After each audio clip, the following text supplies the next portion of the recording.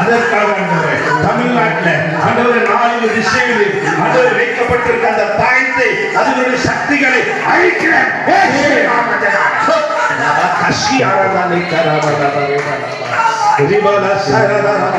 அந்த மந்திர கயிறினுடைய கட்டுகளை அறுக்கிறவே அந்த மந்திர கயிறினுடைய கட்டுகளை அறுக்கிறேன்.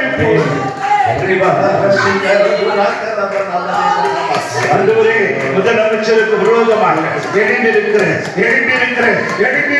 அந்த பொருளாத சத்துருவை இயேசு கிறிஸ்து நாமத்தினால செயல்படுத்த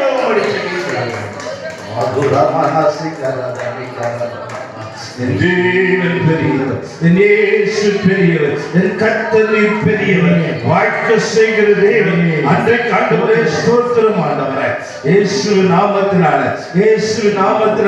எசேக்கியா ராஜா நம்முடைய ஆலயத்தில் வந்து அந்த பிரதியை விரித்து ஆண்டவரே பாரும், ஆண்டவரே கேளும், ஆண்டவரே உதவி செய்யும், நீ வானத்தை பூமி படைத்த தேவன் அல்லவா என்று உங்களுடைய சமூகத்தில் அழுது கண்ணீர் எடுத்து ஜெபித்த போது என் தேவனாகிய கர்த்தர் சனகரிப்பை சங்காரம் பண்ணின என் வல்லமுள்ள தேவனுடைய கரத்தில் தேவன் பெரியவர். அதோரே ஜனங்களுக்கு ஒன்றும் தெரியாதப்பா, ஜனங்களுக்கு ஒன்றும் தெரியாது, ஒன்றும் தெரியாது.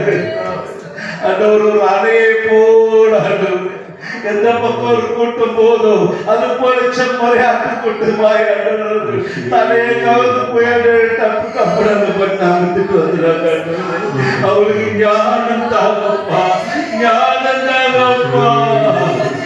இப்படிப்பட்டதான் அலைகள் எழுமாறபடிக்கு ஆண்டவராக இயேசுவின் நாமத்தினால அந்த பொய்யான அலைகளை அடக்குகிறோம். இயேசுவின் நாமத்தினால நீ தேவனாகிய உம்முடைய கரத்துக்கு ஒப்பு கொடுக்கிறோம், உம்முடைய ஆணிப்பாய்ந்த கரத்துக்கு ஒப்பு கொடுக்கிறோம். இப்படி சிறுவிலே பாய்ந்த ரத்தத்துடைய ஆண்டவரை வல்லமைக்கும் நிச்சயமில்லை சிந்தின அந்த ரத்தத்தினுடைய வேர்வை துளிக்கும் அப்பொழுது ஜெபிக்கிறப்பா.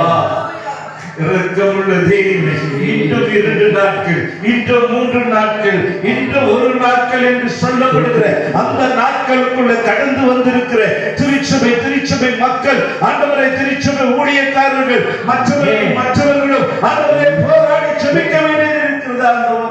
ஒரு விஷயம் பரிசுத்தவானுக்கு கொடுக்கப்பட்ட அந்த விசுவாசத்துக்காக போராட வேண்டும் என்று யூதா எழுதியிருக்கிறாரே.